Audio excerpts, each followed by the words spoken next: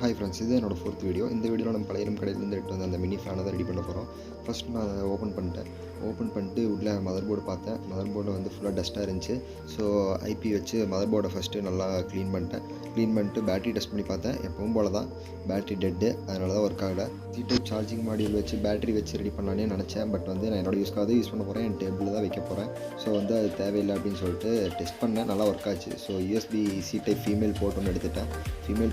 அதுக்கேற்ற மாதிரி plastic cut பண்ணி அந்த இடத்துல ஃபிக்ஸ் பண்ணிட்டு எக்ஸஸார் அண்ட் அவுட்புட் ஒயர் இருந்துச்சு, அதை வந்து கட் பண்ணிட்டு பேட்டரியோட ப்ளஸ் மைனஸ் வந்து ஃபீமேல் போர்ட்டோட ப்ளஸ் மைனஸில் ஜாயின் பண்ணி ஹீட் ஸ்லீவ் போட்டு சால்டர் பண்ணிட்டேன்.